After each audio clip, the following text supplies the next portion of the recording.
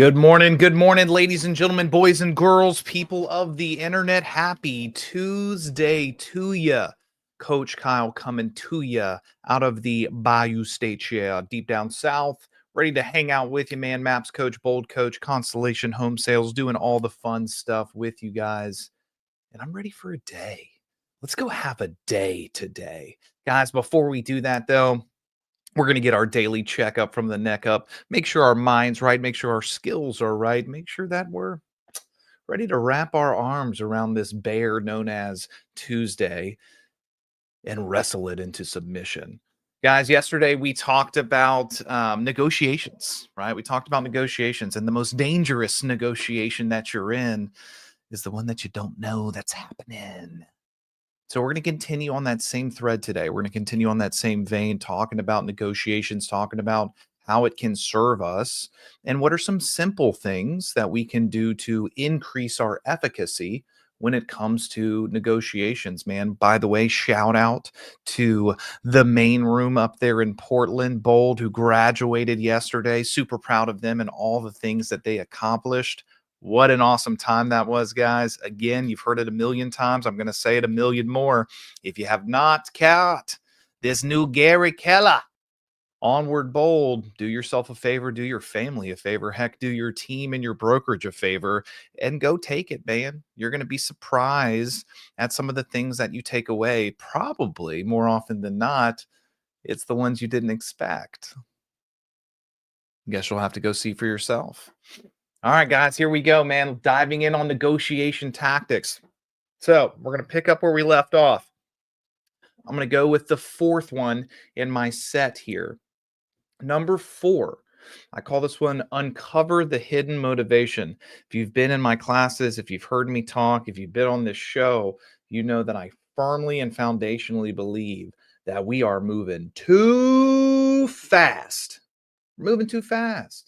We're not slowing down, smelling the roses, and figuring out what is the actual motivation at play. What is the undercover thing that's going on that we're just cruising past sometimes? So, for instance, here's the mistake that most agents make. We negotiate the surface demand. We call it snorkeling instead of scuba diving, right? And we miss the real motivation underneath. Sometimes we're batting at the smoke and we're not taking care of the fire. By the way, if you don't take care of the fire, the smoke keeps coming.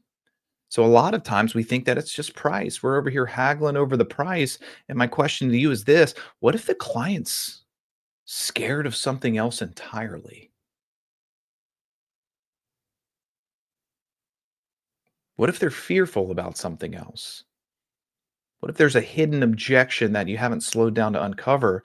So it's just hiding in the backgrounds, causing friction, causing the deal to stop, causing negotiations to be tougher than they should be. Gary Keller says it very simply. He said the deal doesn't die because of price. It dies because we never figured out what actually mattered.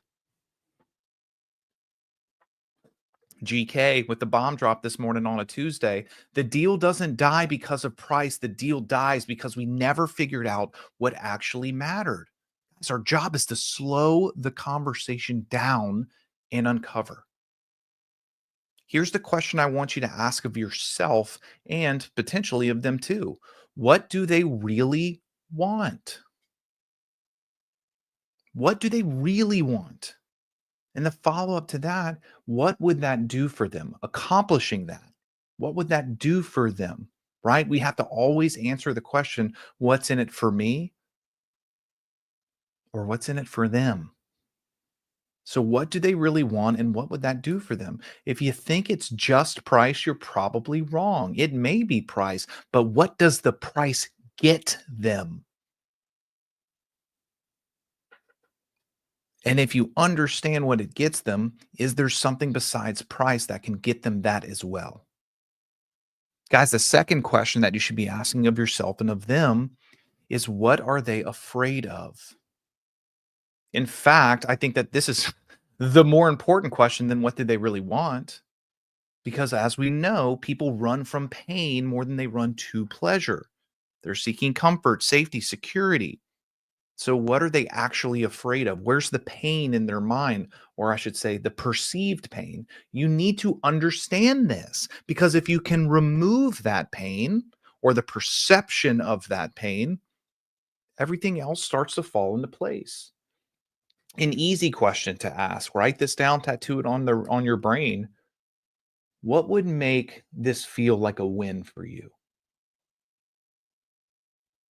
What would make this feel like a win for you? Great. Whatever they say, great. Now, what's important about that? What would that mean to you?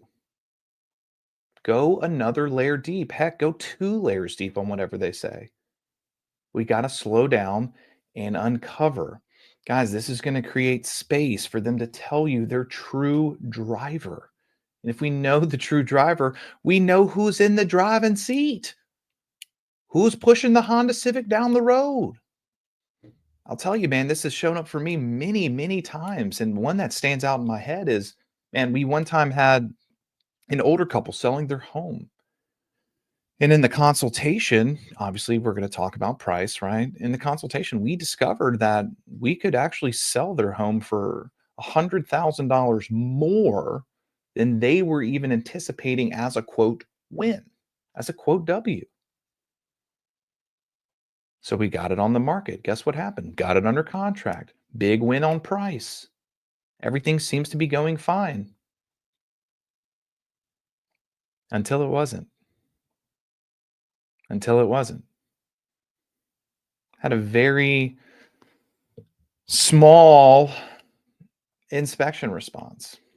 Not big, not crazy, not wild. Some things that are very easily taken care of for not even a lot of money if you wanted to go the money route. And they would not be moved. Even though you could correlate the massive increase in money that they were making and this very tiny piece, they would not be moved. So was it price? No. In deeper discovery, they had raised their family there. And unfortunately, they had lost some of their family.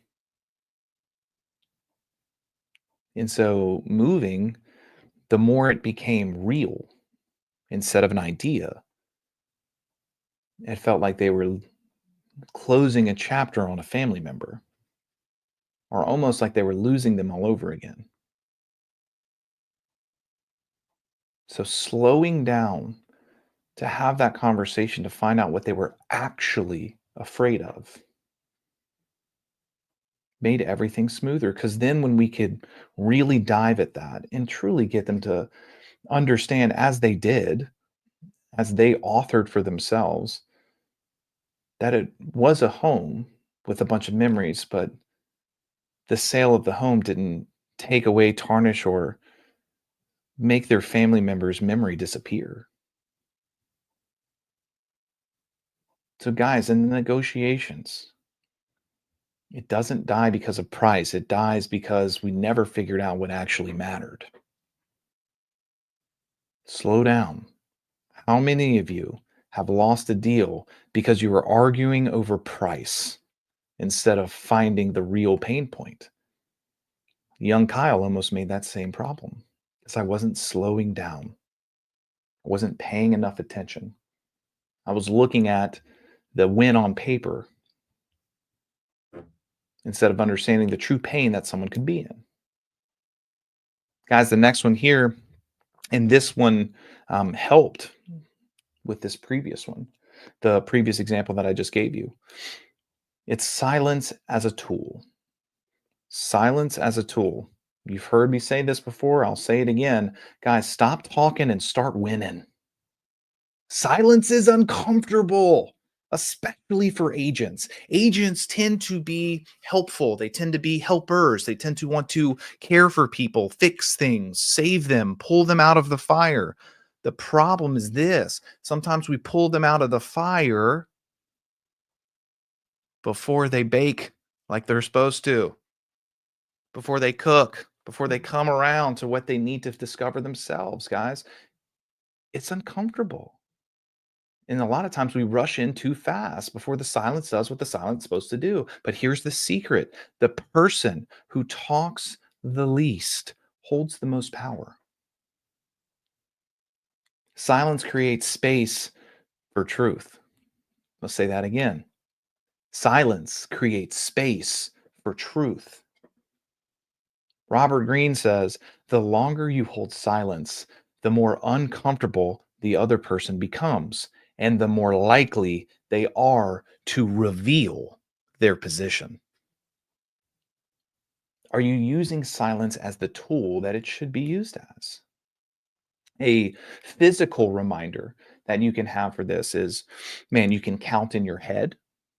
That works for some people. When I know that I need to be quiet, I'll spin my ring on my hand a few times, and it's just a physical, and I'll have it down. I'll just spin it. It's a physical reminder to hush. Because I don't know if you guys know this, your boy likes to talk, and I can save people, man, buddy. I will rush into the fire. And I know that's not always the best use. So, guys, the longer you can hold your silence, the more uncomfortable the other person becomes, and the more likely they are to reveal their position. And sometimes you don't even need words to offer that up. So, you can use auditory sounds, like, let's say, for instance, someone counters back with a ridiculously high price, or they didn't make much movement. You can do something like this. Oof.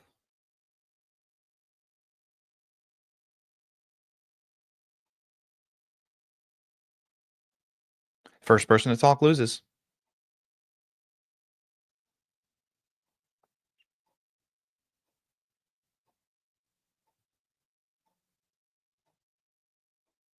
It's uncomfortable, right? Some of you guys are like, "What is happening right now? I don't even know. I feel so icky." Yeah, man. Use it in your negotiations. Use it in your tactics. Ask a tough question and then hush. Let the discomfort pull out the real concerns or motivations. More often than not, especially in a negotiation, someone throwing something out there and you holding silence, they'll start to negotiate with themselves. With themselves. Use it to your advantage. Silence forces the other side to fill the gap, often revealing more than they intended. You got to practice this, guys, because if you go in all willy nilly, just guns a blazing, you're probably going to be the one that ends up talking first because you're like, no, this doesn't work. Oh no, I'm freaking out on the inside. They can tell. Am I sweating right now? Can they see the heart beating through my chest? Like, calm down, breathe. It'll be okay. The next one is this, man. Know your BATNA, your best alternative to a negotiated agreement. Your best alternative. What is your plan B? I've heard this in the art of negotiation more than I care to admit, and I think it's because it's a true fact. It's one that we must know. You have to be willing to walk away. You have to be willing to walk away from the table, because if you're not willing to walk away from the table, the other person holds all the value, all the power. You have to have a backup or a best alternative to a negotiated agreement, because when you know that, when you have a plan B, you're negotiating from power. You're not necessarily tied to the results. And one of the things I absolutely know is that you are 100% tied to the results. The other side will 100% control the outcome. Here's the number one thing most agents skip is knowing the best alternative. They skip having a backup plan. They skip their walkaway strength. If you don't know it, if you don't have one, you're technically negotiating scared. Something to think about, guys. Just something to keep in your mind. Like, you should be able to answer the question, what happens if this deal doesn't go through? You should be able to answer that question. The side with the stronger BATNA, best alternative, usually wins. They usually hold more power. So, questions to ask yourself if you're a buyer or you're working with a buyer: what happens if our buyer doesn't get this house? What is the backup plan? What is it? What happens if the seller doesn't sell? What happens if the seller doesn't get this buyer under contract? What is it? What will we do next? In fact, that is one question that I think goes all over real estate with your clients is what happens next? You should know that even in negotiations, what happens next? Guys, the next one and the last one this morning before I send you on your way is using time as leverage. Using time as leverage. Deadlines, delays, controlling the pace. Are you using deadlines? Are you using intentional delays? And are you controlling the pace? Robert Greene, again, one of my favorite authors, says, whoever controls the timeline controls the deal. Whoever controls the timeline controls the deal. Time is leverage. Most of us just don't know how to use it. Scarcity and urgency. Scarcity and urgency shape decision making. Think about it for yourself. Guys, some of you guys are in markets with super, super scarce listings. Do you think that shapes how the deal goes for you? Some of you guys are working with buyers who must be in something ASAP, like ASAP. Do you think that shapes how the deal goes? Yes. Selling tactics, man, buying tactics, negotiation tactics, using artificial deadlines to create pressure can be a valuable tool. By the way, I'm sure some of you are thinking this right now. Yeah, Kyle, but sometimes they give us pressure and that is a turnoff and we walk away. Sure, sure. There are pros and cons to everything, of course. And I said it's a tool, not the rule. Artificial deadlines can create pressure, which can help your negotiations. Another one that can help, pausing or slowing down the deal can also help you pull the emotion out of it. By the way, it can also help the other side pull the emotion out of it. Because I don't know how many deals you've negotiated, especially in this real estate game, but at least in my world, emotions can run high. They can. It's a very emotional business, buyers and sellers. How many of you received a low offer that's straight business from an investor, and then you have the seller like, how dare they insult me? Like, that's not an insult. They're literally just crunching numbers, and that's what works for their buy box. It has nothing to do with you personally. Pausing or slowing down so you can respond instead of react, so you can bear the weight of the decision a little longer, can pull the emotion out of it. It's powerful, especially when the other side is chasing you. Because if the other side is chasing and you're able to slow down, make them sweat a little bit, power starts to tilt back in your favor. Here's an example. Seller sets a deadline. Offers by Friday. Does that deadline serve you or does it serve them? Learn to challenge it, right? Hey, totally appreciate that you said that. Offers by Friday. Just curious though, what happens if the right offer comes in on Saturday?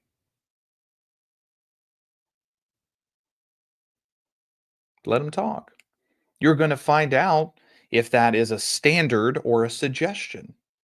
But you won't know until you ask, until you slow down and ask appropriate questions. Ever had a buyer race into a bad deal because the seller had another offer? Had another offer, right? Something to think about, guys. Deadlines, delays, controlling the pace. Use time as leverage. Here's the thing when emotions are high, slow down. When emotions are high, slow down. When the deal is stuck, speed up. When emotions are high, slow down. On the other side of the table, when and if the deal is stuck, speed up. You control the clock, you control the outcome. Guys, these are some key takeaways in negotiation to start thinking about, journaling about, practicing in your role play and practice this week. You've gotten 2 days full of some quick tactics to get you going. Guys, happy hunting today. Happy negotiating today. And go do the thing, man. Remember, slow down. Find the real underlying motivation. Understand your best alternative. and use your time as leverage, ladies and gentlemen. And lest we not forget, let silence do the heavy lifting. Ladies and gentlemen, boys and girls, people of the internet, Coach Kyle Evans signing off for today. I'll see you tomorrow. Go have a good one.